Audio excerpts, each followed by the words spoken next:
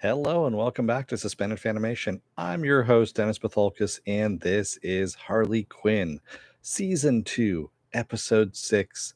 All the best inmates have daddy issues.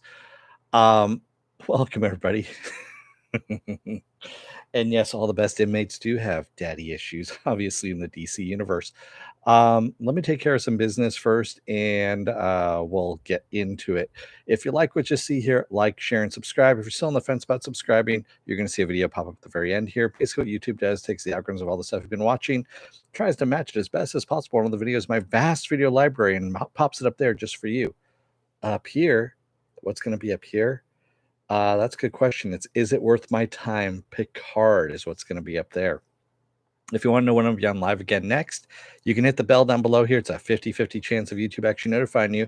Best thing to do is go to suspendedfanimation.com, and that's where I put up all the weekly live stream schedules. Plus, I have all the links to my social media as well.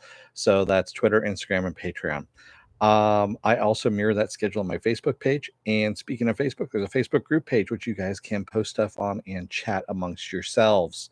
Nobody's really posting. I'm the only one that's posting on that one. So, I should say Jody posts every now and then, and other people too, but not as frequently as I do. But that's just me. Let's get to it, shall we? Spoiler alert, I am going to spoil the episode. If you have not seen the episode, go and watch it. Come on back. This will be a video you can comment down below in the comment section. Thank you, Viking Bitch, for the paddle. So, this was a flashback episode, but this was actually a very good flashback episode because we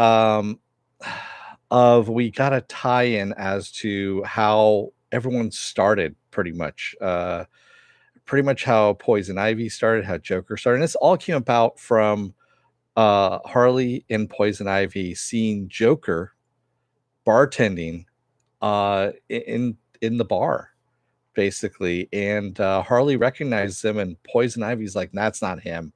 Until she shows him the picture that she just took of him on her cell phone, where she painted his face white and put the smile on there. She's like, holy shit, let's kill him. And yeah, it was pretty damn good. We had Harley's pretty much first day on the job at Arkham when she was brought in to talk to Joker, because Joker had hidden a bomb someplace in the city. They don't know where. And this is very reminiscent of Nolan's Dark Knight. As a matter of fact, Joker looks a lot like Heath Ledger's Joker. He's got the smeared makeup around the lips, around the eyes. I was kind of digging it. They did a good job of that. Even Batman beating the shit out of him in the interrogation room to find out where the bombs are. And then Joker making up lies, of course, of his daddy issues, which turned out to be Poison Ivy's daddy issues. And I can't help but wonder, there was another thing that kind of stuck in my mind there, was that Harley had given Poison Ivy a plant clipping for helping her with the Joker. She thought she'd actually gotten through to the Joker. She hadn't, of course. And she doesn't find out until actually the present, where they're at, that he lied to her that entire fucking time. And she hates me even more now because of this. But I started thinking, does that plant clipping, was that Frank?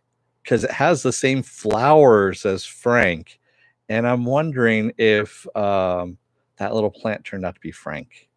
That was one of the things that was that I was wondering there. Viking Bitch says, I could tell the very moment where Harley thought she could save Joker, that is where her downfall was. Yeah.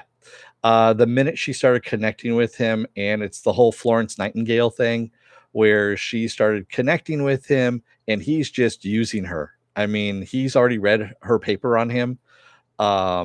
He knows a lot about her already, and he marked her. As a matter of fact, there's this great scene where she goes into the cell and he grabs her and grabs her pen, and she's fighting him. We see her gymnastic skills, and he sees it too. He goes, oh, an athlete and a scholar is what he says.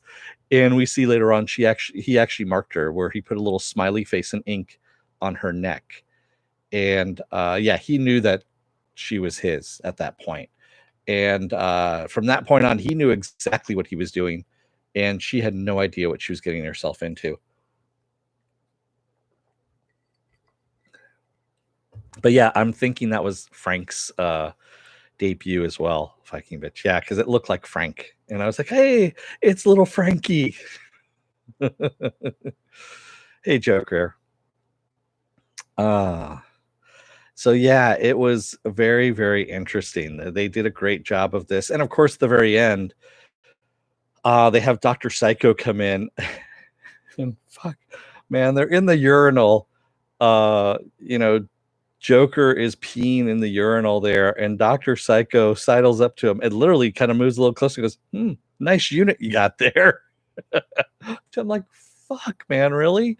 And he basically goes into Joker's mind and also takes Harley and Poison Ivy with him and says he remembers nothing before the whole crash thing. So yeah, he's got a girlfriend who is the girlfriend has kids, and we see him actually get a text from the kids, and they've got pizza sauce splattered all over their faces, looking like blood.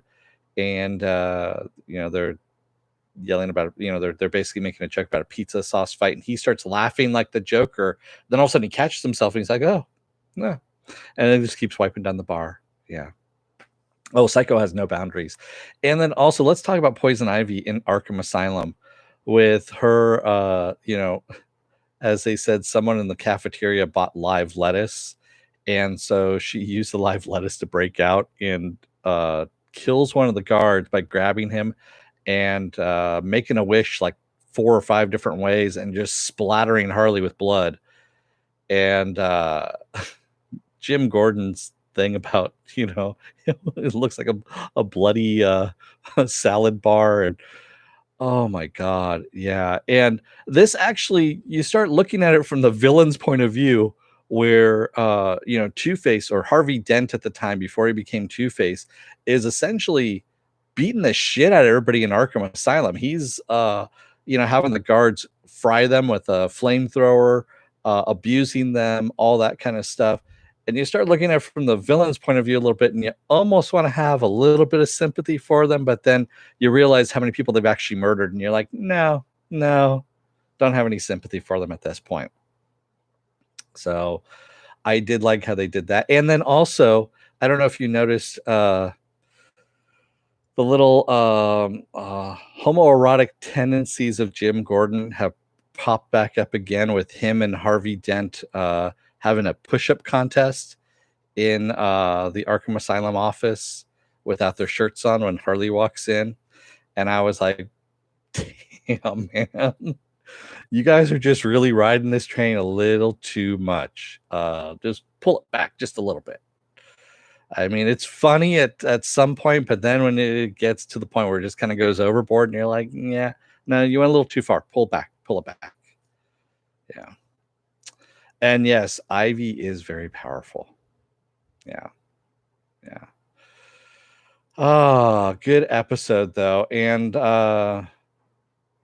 yeah, we noticed. All right. Yeah.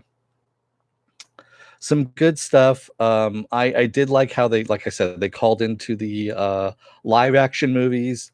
They didn't really call into any other animated stuff that I can remember. No, no. And then also the little Italy thing I thought was actually pretty funny. That was Joker implanting a bomb into the chef Luigi at Arkham Asylum into his heart, because his nickname is Little Italy.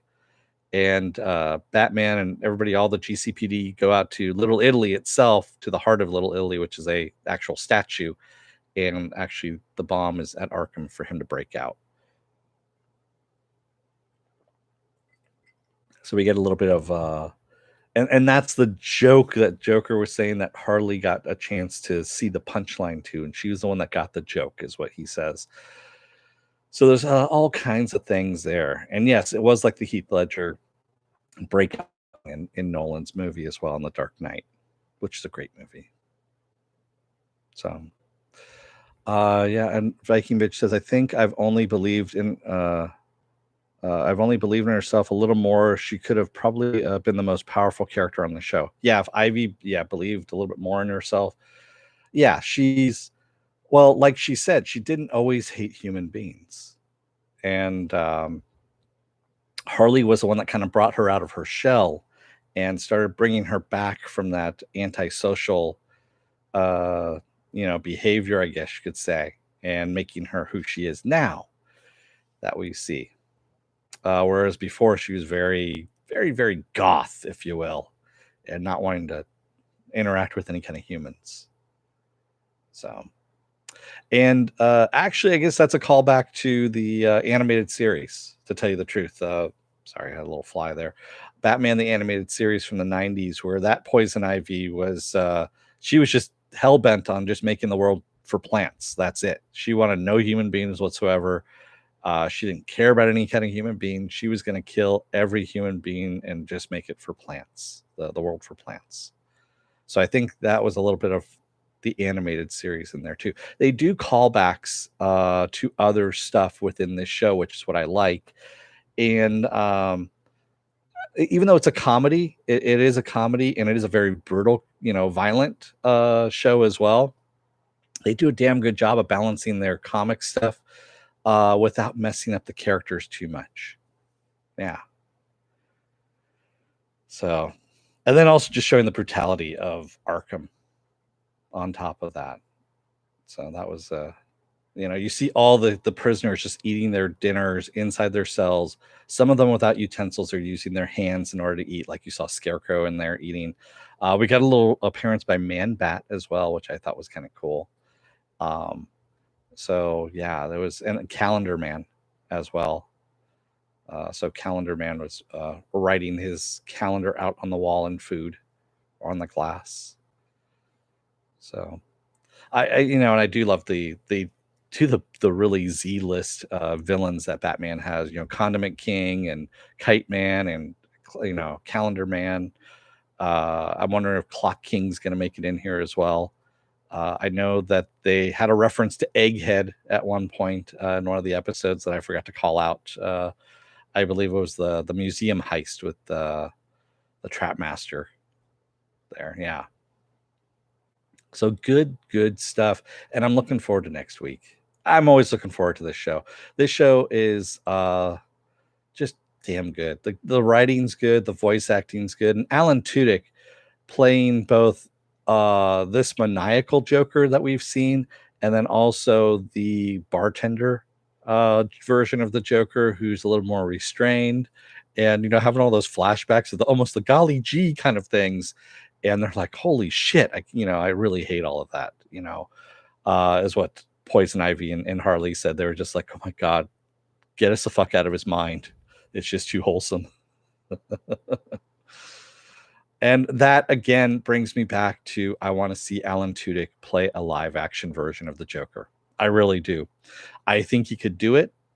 He plays creepy very, very well. If you've seen Dollhouse, where he played Alpha in that one, and I would love to see him take a crack at it.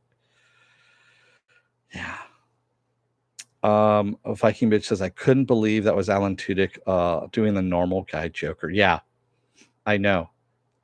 He does a lot of different voices on the show, and I didn't realize how talented of a voice actor he actually is. And I mean, because he does Clayface as well. He does Joker, he does Clayface. He's done various characters, like minor characters throughout the show as well.